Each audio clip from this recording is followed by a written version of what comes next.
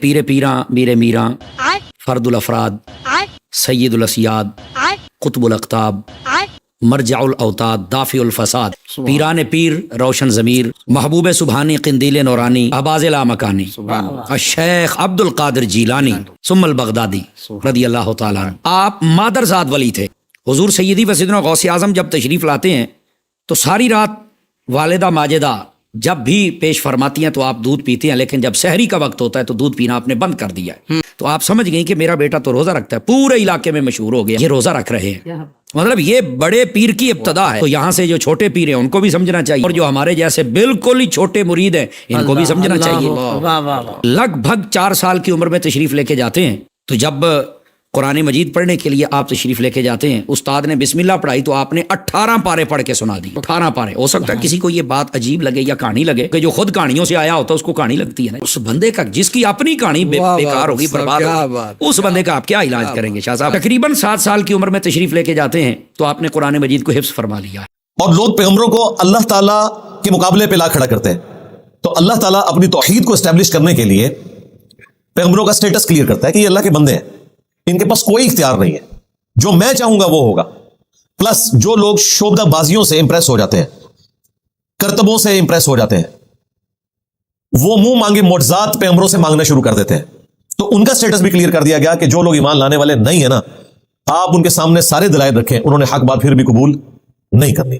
اب یہ وہ آیت آ رہی ہے جو قرآن حکیم میں ایک یونیک آیت ہے، اس آیت کا مزاج ہی بالکل الگ ہے، اور یہ وہ آیت ہے جو آیت بار بار ان لوگوں کو سنانے کی ضرورت ہے کہ جنہوں نے بزرگی کا معیار جو ہے وہ کشف، کرامات، معجزات اور اس طرح کی چیزوں کو رکھ لیا ہے کہ ما فوق الفطرت کوئی چیزیں ہو جائیں، کوئی فزیکل فینامنا آف نیچر کو توڑنے والے معاملات ہو جائیں، ان کا جواب اللہ تعالیٰ دے رہا ہے اور فرما رہا ہے کہ وہ لوگ پھر بھی ایمان نہیں لے کے آئیں گے، جو مرضی آپ کر لیں۔ اور ہم نے تاریخ انسانی میں دیکھا ہے، قرآن اس کے اوپر گواہ ہے، وَلَوْ أَنَّ قُرْآنًا سُيِّرَتْ بِهِ الْجِبَالُ، اور اگر ہم قرآن کو ایسا بنا دیتے کہ قرآن کی تلاوت کرنے سے پہاڑ چلنا شروع کر دیتے۔ یہ آپ نے کئی بزرگوں کا نہیں سنا کہ پہاڑوں کو اشارہ کیا پہاڑ چل پڑے، اور یہ دیوار ڈنگی تھا، ایک بزرگ سن انہوں نے اشارہ کیا تھا تو دیوار بھی نالے ٹوٹ پئی۔ قرآن پڑھنے سے تو یہ کچھ نہیں ہوگا، قرآن نفی کر رہا ہے اس چیز کی کہ قرآن پڑھنے سے ایسا کچھ بھی نہیں ہوگا، کیونکہ اللہ تعالیٰ نے قرآن کو ایسا بنایا نہیں ہے۔ اگر قرآن ہم ایسا بنا دیتے کہ قرآن پڑھنے سے پہاڑ چلنا شروع کر دیتے، یعنی نبی علیہ السلام تلاوت شروع کرتے پہاڑ چلنا شروع کر دیتے، تو کفار مکہ تو یہی گمان کریں گے واقعی یہ اتنا بڑا ایک کارنامہ کیا ہے پیغمبر نے، ہم اسے پیغمبر مان لیں، لیکن اللہ تعالیٰ فرما رہا ہے ایسا نہیں ہونا تھا۔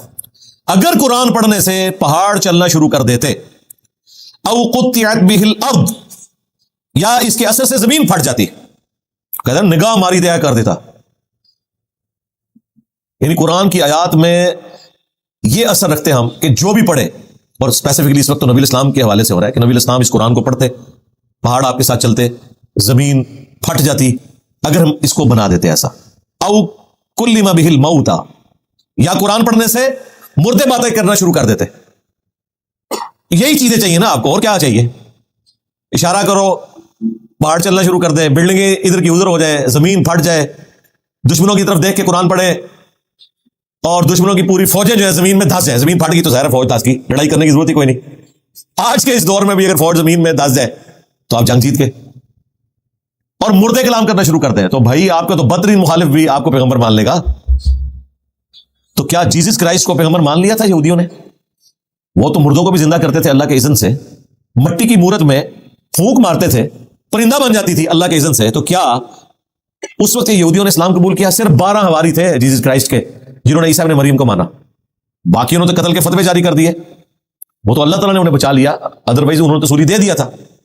تو اللہ تعالیٰ ہمارا ہے کہ اگر مردے بھی کلام کرنا شروع کر دیتے، پھر بھی اینڈ رزلٹ یہ تھا بل للہ الامر جمیعا، تب بھی سارا اختیار اللہ ہی کے پاس ہونا تھا۔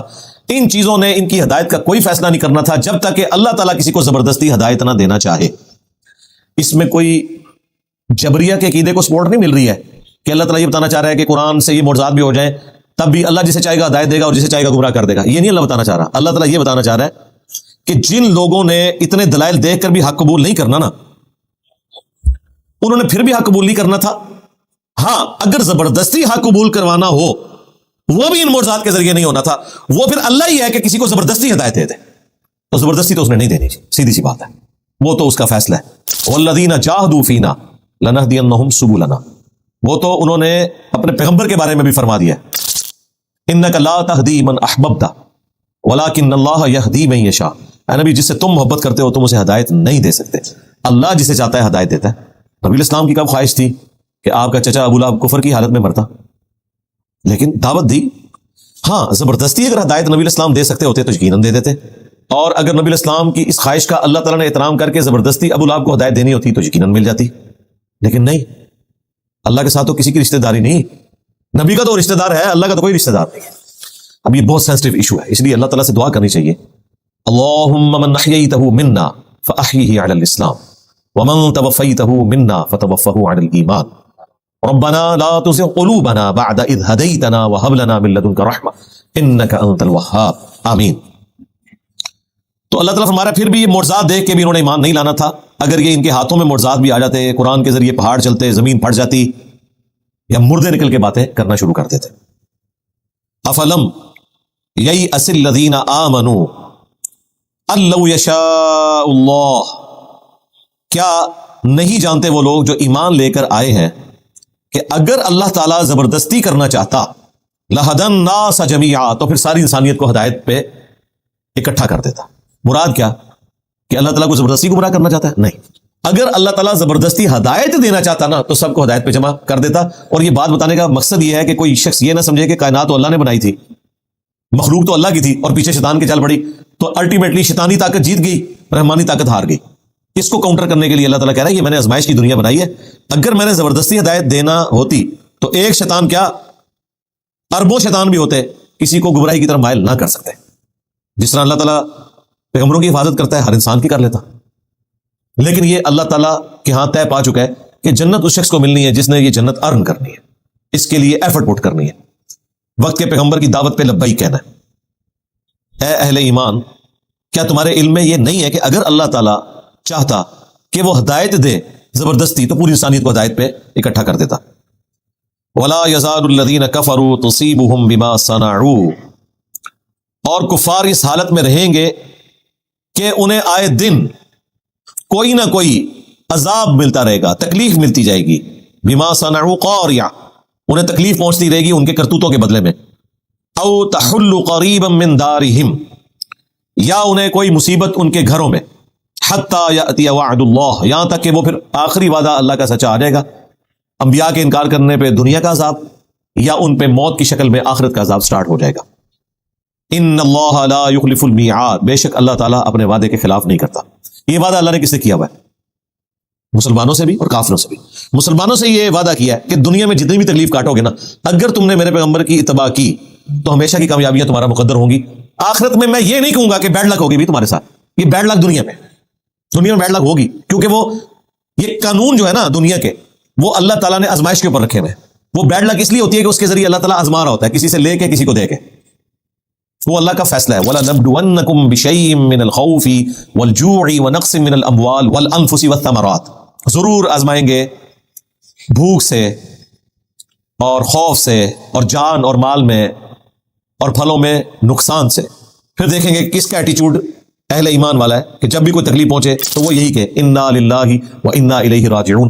بے شک ہم بھی تو اللہ کی طرف سے آئے تھے، یہ تکلیف بھی اللہ کی طرف سے آئی ہے، اس تکلیف نے بھی ختم ہی ہو جانا ہے. ایک نہ ایک دن ہم نے بھی اللہ کے پاس جانا ہے، تو اس دن تو تکلیف ختم ہو جائے گی نا. کینسر کے مریض کے اوپر تکلیف اس دن تک ہے جس دن تک وہ زندہ ہے.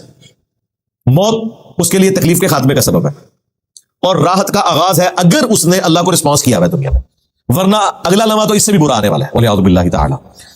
تو اللہ تعالیٰ ہمارے ہم اپنے وعدے کی خلاف ورزی نہیں کریں گے، یعنی اہل ایمان سے وعدہ کیا تھا وہ بھی پورا کریں گے، اور جہنمیوں کو جو دھمکیاں لگائی تھی وہ بھی پوری ہوں گی.